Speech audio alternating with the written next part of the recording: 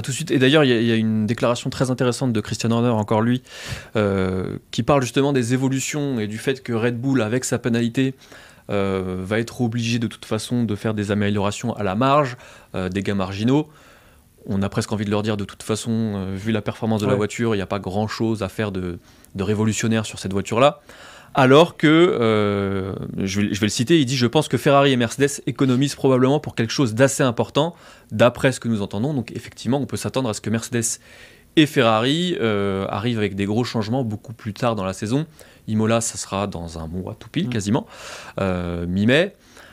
Ferrari, ça sera probablement la même chose, même si Ferrari, il y a peut-être encore plus de choses à régler avant. Pourquoi ? Parce que il y a les doutes autour de l'avenir de Charles Leclerc qui font de plus en plus de bruit. Un journaliste italien a notamment assuré qu'il discutait déjà avec Mercedes et que de toute façon tout le monde le sait.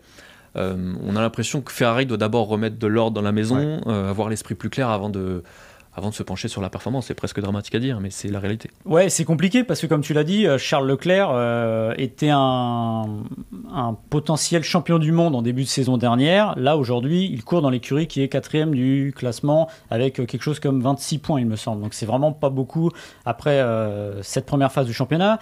Et en fait, on sent qu'il y a le temps long et le temps court qui sont en train de s'entrechoquer chez Ferrari. C'est-à-dire que Fred Vasseur a dit récemment, il dit « On va pas regarder ce qui se passe chez Red Bull, chez Aston Martin, chez Mercedes.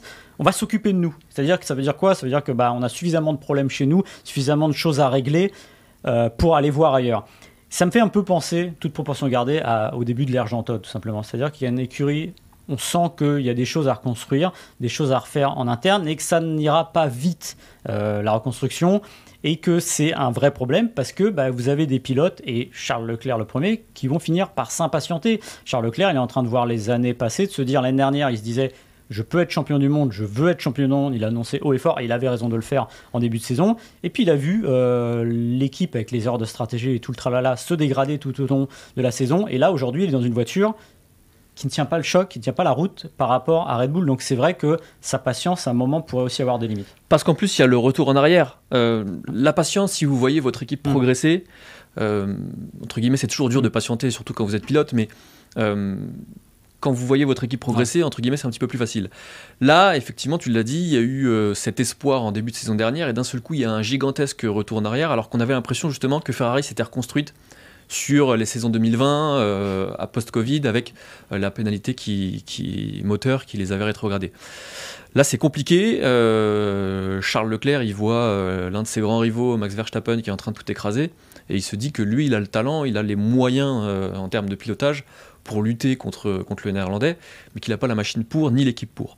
Donc c'est très compliqué, et un qui est déjà dans une situation qu'on n'aimerait pas vivre à sa place, c'est Fred Vasseur, qui pensait arriver, appliquer sa méthode, faire un petit peu de restructuration, et qui finalement a quasiment tout à reconstruire, parce qu'il y a eu beaucoup de mouvements, parce qu'il y a une voiture qui n'est ni fiable, ni performante, et qui est quasiment aujourd'hui la 4e voiture du plateau. C'est 2 gros défauts quand même, ni fiable, ni performante. Ouais.